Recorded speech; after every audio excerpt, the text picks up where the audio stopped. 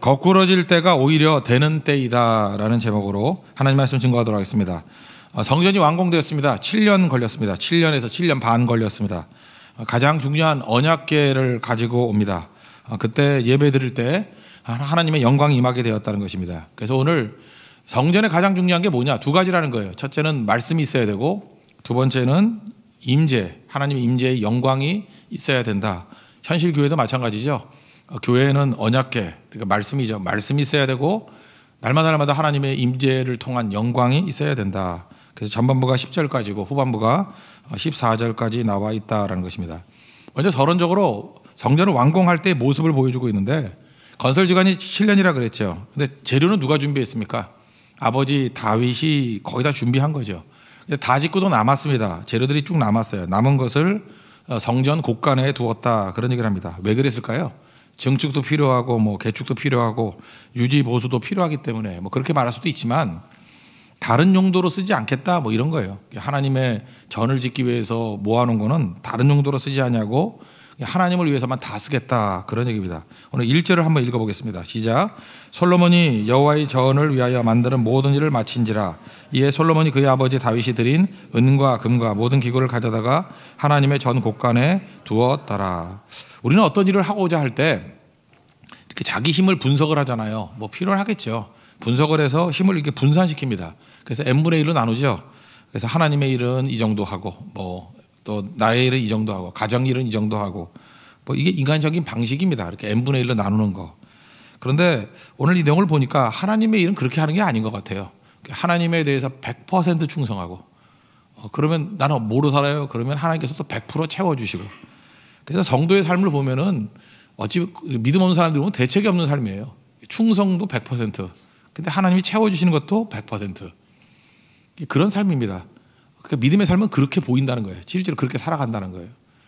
그래서 우리 인간은 어떻게 하죠? 힘이 있다 그러면 50%는 하나님께 충성하고 50%는 나 먹고 살고, 그게 인간적인 방식인데 그렇게 살지 않는다는 거예요. 다윗의 삶이 그랬어요. 솔로몬의 삶이 그랬어요. 100% 충성하고 100% 하나님이 채워주시고. 그게 마태복음 6장 33절의 말씀이겠죠. 너희는 먼저 그의 나라와 그의 의를 구하라. 100% 충성하라. 그리하면 이 모든 것을 너에게 더하시리라. 100% 채워주리라. 일맥상통한다고 생각을 합니다. 이 원리 우리 삶 속에서 녹아들일 수 있는 우리 하나님의 종 되기를 바랍니다. 이제 본론으로 들어가겠는데, 성전을 다 지었습니다. 이제 채워야 될 거 아니에요? 뭐로 채울 것인가예요? 하나님의 언약궤로 채운다. 곧 말씀으로 채운다고. 예배 드릴 때 하나님의 임재가 있었습니다. 그래서 영광의 쉐키나 구름이 임했죠. 영광의 구름. 그 영광으로 채워야죠. 하나님의 임재를 채워야 된다는 것입니다. 그 내용을 보겠습니다. 첫 번째는 성전의 핵심은 말씀이다. 말씀으로 채워야 된다는 것입니다. 예루살렘을 가면요, 이렇게 북쪽에 산이 하나 있고 남쪽에 산이 하나 있습니다. 우리나라 같이 큰 산이 아니고 우리가 보면 언덕 정도예요. 근데 걔네들은 산이라고 부르니까. 싱가포르 가보셨습니까? 싱가포르 가보면 그 꼭대기에 해발 40m인가 50m, 그걸 산이라고 불러요. 우리가 볼 때 산도 아니고 그거 뭐죠? 산이 없으니까 산이 그리운 거예요. 산이. 미국도 중부 지방에 가면 산이 없어요. 시카고 같은데 이제 이민 간 사람들, 한국에 산이 많잖아요. 산 보고 싶어서 가려 그러면 4시간 차 타고 가야 돼요. 산이 없다고, 산이. 우리는 산이 많아서 이게 얼마나 귀한 건지 잘 모르는데, 그러니까 산만 있으면 도시를 만들라 그런 거예요. 산만 있으면은 뭘 만들라 그러는데, 예루살렘은 구름 같은, 그러니까 산이라고 합시다. 두 가지 산이 있는데, 남쪽에 있는 산을 다윗성이라고 그럽니다. 그래서 여기 왕궁이 있어요. 다윗성 또는 그걸 시온이라고 불러요. 시온 또는 다윗성. 그리고 북쪽에 있는 그 산을 성전산이라 그럽니다. 성전산. 그래서 이게 남북으로 하나씩 있는데, 원래는 다윗성에, 시온성에 하나님의 언약궤가 있었죠. 거기 있었는데 이제 성전산에 성전을 지었으니까 그걸로 옮기는 과정. 그게 오늘 본문에 나와 있다라는 것입니다. 그 언약궤를 옮기려고 그럴 때 짧은 거리죠. 얼마 먼 거리 아니에요. 한 1, 2km밖에 안 되는 거예요. 그걸 옮기려 할 때 솔로몬이 많은 사람들을 소집합니다. 제가 이걸 보면서 느꼈던 게 뭐냐면, 솔로몬은 소집의 은사가 있었던 것 같아요. 그냥 모여라 그러면 엄청 모이고요. 그러니까 그 은사가 있어요. 사람 모으는데 은사가 있는 사람이 있습니다.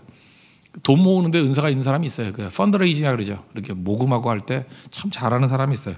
근데 솔로몬은 이걸 되게 잘했던 것 같아요. 그래서 아무나 오라 그럴 때 막 무지하게 오는 거예요, 사람들이. 제가 어떤 그 사업을 하시는 분한테 그런 얘기를 들은 적이 있어요. 이게 자기가 인생을 살아보니까 두 가지, 사람 모이는 곳, 돈 모이는 곳은 무시하면 안 된다는 거예요.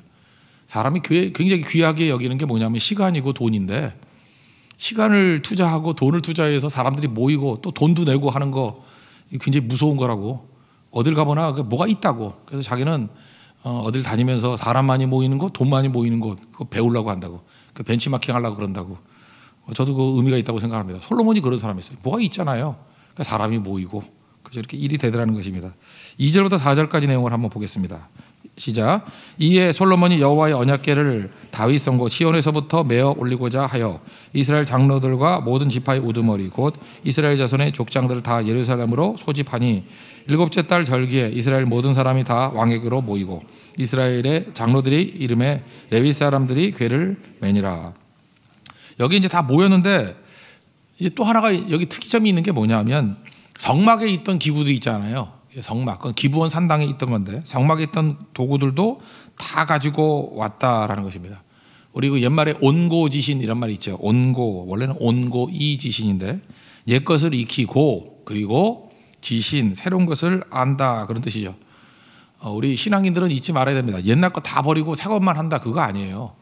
성막에 있던 거 다 가지고 왔어요. 성전에.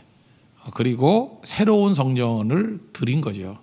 그러니까 새롭게 했다고 그 옛 버전 버린 게 아니라는 거예요. 옛 것도 같이 품었다라는 것입니다. 이 교회에서도 중요한 거죠. 예를 들어서 뭐 젊은이들을 중심으로 한다 그럴 때 연세 드신 분들 다 무시해 버린다. 그게 교회 아니에요. 전통이란 게 있어야죠. 그죠? 뿌리를 내린 거 그게 얼마나 중요한 건데요. 그 위에 새로운 버전을 덧붙이는 거.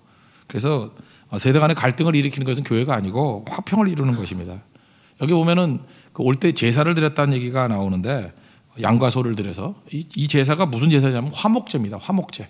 화목제를 드렸다는 거예요. 솔로몬이라는 이름 자체도 샬롬이 들어가 있죠. 그래서 평강의 왕이라 돼요. 솔로몬. 평강. 그래서 교회는 언제나 이런 그 옛것과 새로운 것을 화목하게 만들고 하나 되게 만드는 일, 그 일에 힘써야 된다는 것입니다. 우리 5절과 6절 한번 읽어보겠습니다. 시작. 궤와 회막과 장막 안에 모든 거룩한 기구를 메어 올라가되 레위인 제사장들이 그것들을 메고 올라가매 솔로몬 왕과 그 앞에 모인 모든 이스라엘 회중이 궤 앞에서 양과 소로 제사를 드렸으니 그 수가 많아 기록할 수도 없고 셀 수도 없었더라. 그러니까 많은 사람이 모였는데 갈라진 게 아니고 이렇게 화합을 이루고 화평을 이루게 되더라는 것입니다. 그래서 마침내 이제 하나님의 언약궤가 성전에 들어왔습니다. 오늘 이제 주요 메시지가 10절인데 10절 내용을 한번 보겠습니다. 시작. 궤 안에는 두 돌판 외에 아무것도 없으니 이것은 이스라엘 자손이 애굽에서 나온 후 여호와께서 그들과 언약을 세우실 때 모세가 호렙에서 그 안에 넣은 것이니라. 우리가 보통 상식적으로 알죠. 하나님의 언약궤 안에는 세 가지가 들어가 있다고. 뭐가 들어가 있죠? 첫 번째는 만나 담은 항아리, 두 번째는 아론의 쌍난 지팡이, 세 번째는 언약의 두 돌판. 이게 히브리서 9장 4절에 이렇게 나와 있거든요. 그런데 좀 오늘 본문 보니까 이상하지 않아요? 그 안에는 뭐밖에 없어요? 하나님의 돌판밖에 없대요. 그래서 이게 혼돈이 오는 거예요. 우리는 히브리서로 배웠거든. 히브리서 보니까 만나 담은 항아리, 아론의 쌍난 지팡이, 두 돌판, 언약의 두 돌판 세 개가 들어있다 그러는데 여기 보니까 하나밖에 없다. 이게 무슨 뜻인가? 뭐 여기 별 관심도 없겠지만 혹시 관심 가지시는 분이 있다 그러면 성경 원전을 들어가면 이게 정확히 나와요. 제가 읽어드릴게요. 출애굽기 25장 16절을 보면요. 내가 내게 줄 증거판을 궤 속에 둘지며 출애굽기 25장 16절이에요. 그러니까 하나님의 증거판 두 돌판은 궤 속에 둘지며 또 대부분이 믿음이었기 때문에 찾아봅시다. 출애굽기 16장 33절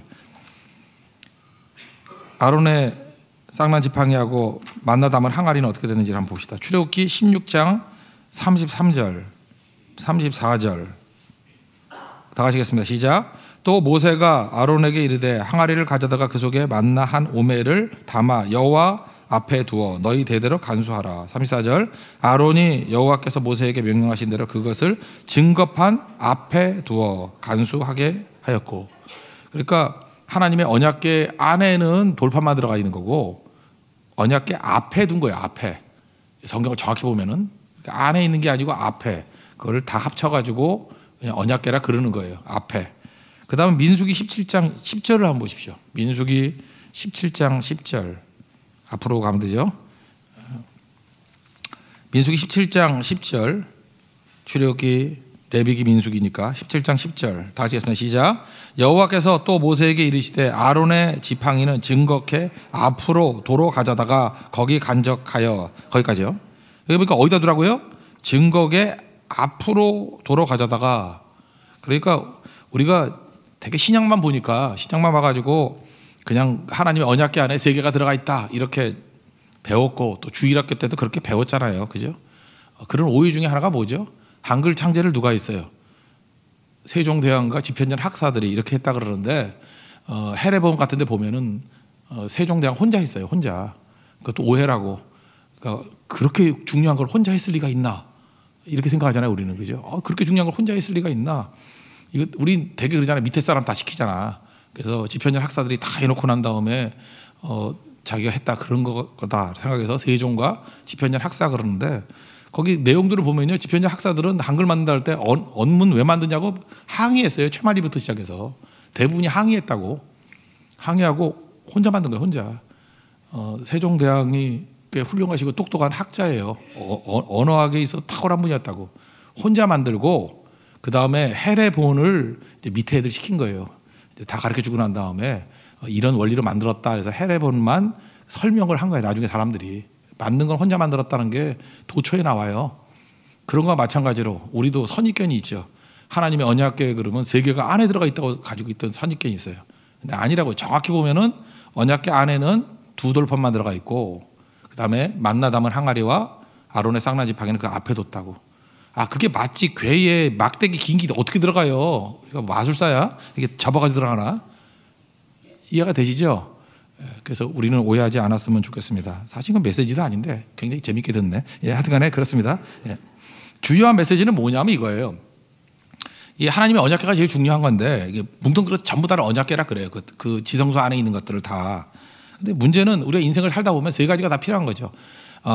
만나 담은 항아리 이건 뭐예요? 먹고 사는 문제예요. 먹고 사는 문제. 근데 하나님이 공급해 주신다는 거죠. 그러니까 그걸 보면서 하나님이 공급해 주시니까 걱정하지 마 그거예요.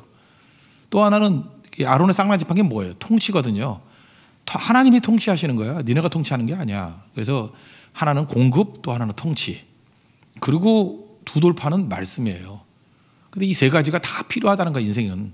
근데 그 중에 충돌할 때가 있잖아요. 우리가 먹고 사는 문제하고 충돌되지 않습니까? 어떻게 먹고 살아? 그 마태복음 6장에 예수님 나오잖아요. 염려하잖아요. 무엇을 먹을까? 무엇을 마실까? 무엇을 입을까? 먹고 사는 것보다 중요한 게 뭐라는 거예요? 말씀이라는 거예요. 필요 없다는 게 아니라 이게 충돌을 할 때 말씀 붙들면 이것도 해결된다는 거예요. 말씀 붙들면. 그래서 마태복음 4장 4절에 나오잖아요. 사람이 떡으로만 살 것이 아니요 하나님의 입에서 나오는 모든 말씀으로 살 것이다. 또 하나 이렇게 사람이 살다 보면은 이게 갈등이 생기잖아요. 그래서 인간 살 때에는 정치가 필요해요. 여러분 교회 안에도 정치가 필요한가요? 정치가 필요해요. 교회는 두 가지가 필요해요. 정치와 그 은혜거든요. 교회가 막 은혜가 넘쳐나요. 은혜가 넘쳐나 말씀이 막 넘쳐나서 성도들이 모든 성도가 100% 말씀대로 살면 정치 필요 없어요. 그냥 편하게 가요. 그런데 우리가 아무리 변화가 된다 할지라도 우리 속에 죄성이 있어요, 없어요? 있다고요. 그래서 이해관계와 이해관계, 이익과 이익이 충돌을 해요. 이거를 부정하면 안 돼요. 이익과 이익이 충돌하게 되면 그때 필요한 게 정치예요. 목사님들 정치하잖아요. 왜냐하면 목사들도 욕심을 안 버려. 막 여기도 욕심. 그럼 어떡할 거야? 죽을 때까지 싸울 거예요? 그래서 정치가 필요한 거예요. 각자의 욕심이 충돌할 때 조정해 주는 게 정치라고. 그러니까 인간은 다 된 존재가 아니고 죄악된 존재이기 때문에 이 땅에 살아갈 때는 영원히 정치는 존재할 것인지 그게 맞아요. 정치는 사라지지 않아요. 왜냐하면 인간이 살아야 되니까. 그렇지만 교회는 정치만 있으면 그건 교회가 아니죠. 그게 무슨 정당이지 무슨 교회야 그게. 교회는 은혜가 넘쳐야 돼요.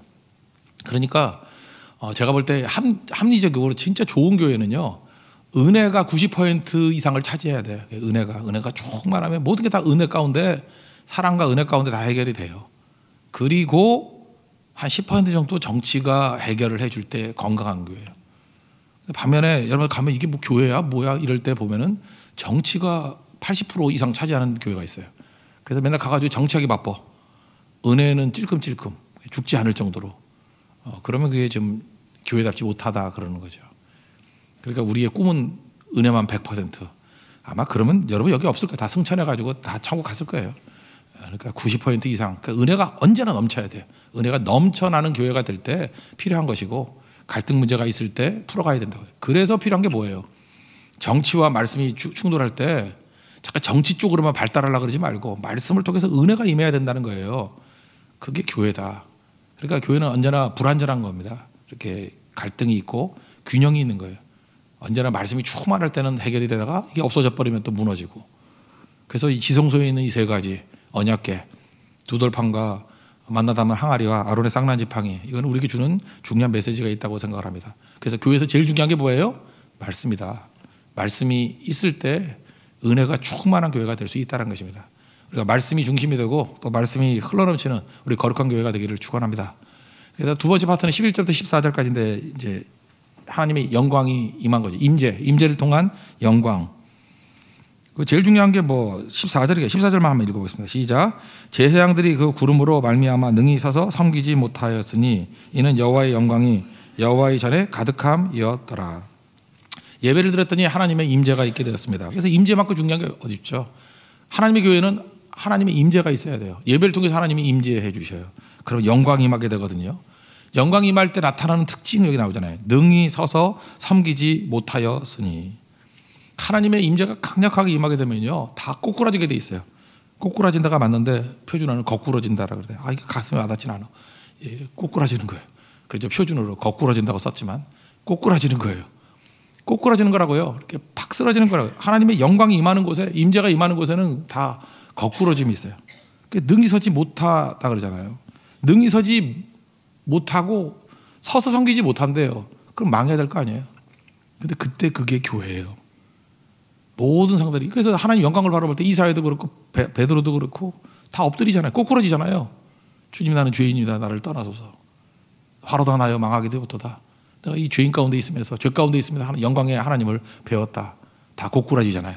거꾸러지잖아요. 이게 영광 있는 교회의 모습이에요. 그래서 꼿꼿하게 서 있는 사람이 아무도 없어요. 그래서 하나님을 섬기는 방법이 뭐냐면 거꾸러져서 섬기는 거예요. 쓰러져서 섬기는 거예요. 죽어서 섬기는 거라고요. 그러면 우리 그러잖아요. 너 이렇게 목이 빳빳해, 꺾여. 이러다 꺾이는 게 아니에요. 하나님의 영광의 임재가 있으면 누구나 다 고개를 못 들어요. 다 엎드리게 돼 있다고.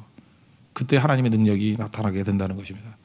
이번에 베트남 선교가 왔을 때도 그래요. 마지막 그 목요일 날 저녁에 같이 예배를 드리는데 제가 그렇게 권면을 했어요. 복음서에 보면요, 예수님 앞에 무릎 꿇었다라고 하는 게 딱 둘밖에 없어요. 무릎 꿇었다 그러는 게 첫 번째는 야이로 딸 때문에, 딸이 죽어가잖아요. 그때 예수님께 무릎 꿇고 이렇게 나와요. 그러니까 딸 살리려고. 또 하나는 수로보니게 여인, 가나안 여인이라 그러죠. 귀신 들인 딸 살려달라고 엄마가 무릎 꿇었어요. 딱 보면 아버지로서 무릎 꿇고 엄마로서 무릎 꿇은 것밖에 없어요. 이게 뭐죠? 정말 간절한 사랑이에요. 근데 거기서 기적이 나타났어요. 제가 그런 얘기 했습니다. 우리 신학생들, 이제 졸업생들도 많이 있었고 18명의 졸업생이 참여도 하게 했는데 불안감이 있잖아요. 이제 사역지 어디로 가야 되나, 무슨 일을 해야 되나. 우리가 하나님 앞에서 이렇게 절박할 때 해야 될 일이 무릎 꿇는 거라고. 죽으라, 답이 없으면 살려주세요. 무릎 꿇고 기도하자고. 그래서 전체가 다 무릎 꿇고 기도했는데 정말 하나님의 임재와 하나님의 만져주심이 있었어요. 영광이 임하게 되더라고요. 그때 제가 느꼈던 게 뭐냐 하면 거꾸러졌을 때 제일 잘 섬기더라고. 무릎 꿇었을 때 제일 잘 섬기더라고요. 그때 능력이 나타나더라고요. 여기 보세요. 이게 서서 섬기지 못했다, 이게 뭐예요? 이게 사람이 할 수 없는 거죠. 사람이 할 수 없는 걸 다니엘에서는 은밀한 일이라고 그랬잖아요. 은밀한 일이 뭐예요? 불가능한 일. 불가능한 일은 뭐예요? 하나님의 일이에요. 은밀한 일은 하나님의 일이라고. 우리는 하나님의 일을 하는 사람들이에요. 하나님의 일을 하는 사람들이 자기 힘 갖고 할 수 있겠어요? 서서 하는 건 내 힘 갖고 하는 거잖아요. 하나님의 일은 하나님의 힘으로 하는 거예요. 거꾸러져야 돼요. 하나님 영광이 임하니까 능히 서서 섬기지 못하였도다. 이게 우리 모습이 되길 원합니다. 서서 일하는 거 아니에요. 거꾸러져서 일하는 거예요. 아무것도 없는데 일하는 거예요. 요즘 교회들을 보면은 저도 그랬던 사람 중에 하나고 편안합니다. 되게 편안하고 쾌적하고 교회들마다 웬만큼 가면 카페 다 있고요. 그 다음에 우리 같이 이름만 카페가 아니에요. 진짜 카페가 있어요. 카페도 있고 서점 있고. 그래서 교회 가면 웬만큼 다 있어요. 애들 놀이터도 있고. 그래서 쾌적해요. 교회가 좋아요. 세련되고 옛날같이 혐오감 주지도 않고. 근데 중요한 건, 그런 것보다 중요한 건 하나님의 임재가 있느냐. 하나님의 임재가 있으면요, 변화가 나타나고 채워져요. 반대로 하나님의 임재가 없으면은 아무리 난리를 쳐도 변화되지 않아요, 사람이. 그리고 뭐 마음 한켠에 채워지지 않는 답답함이 있어요. 그리고 인격적인 굴복이 없어요. 그래서 교회가 세련되지고 커지지만 약화되는 것입니다. 교회는 반드시 하나님의 임재가 있어야 돼요. 예배에 임재가 있어야 돼요. 그러면 영광이 임하게 된다는 것입니다. 오늘 이 5장이 말해주고 있는 건 성전 껍데기가 아니에요. 건물 짓고 난 다음에 채워지는 게 중요한 건데, 교회는 뭐로 채워야 되느냐? 말씀으로 채워야 되고 하나님의 임재의 영광으로 채워야 된다는 것입니다.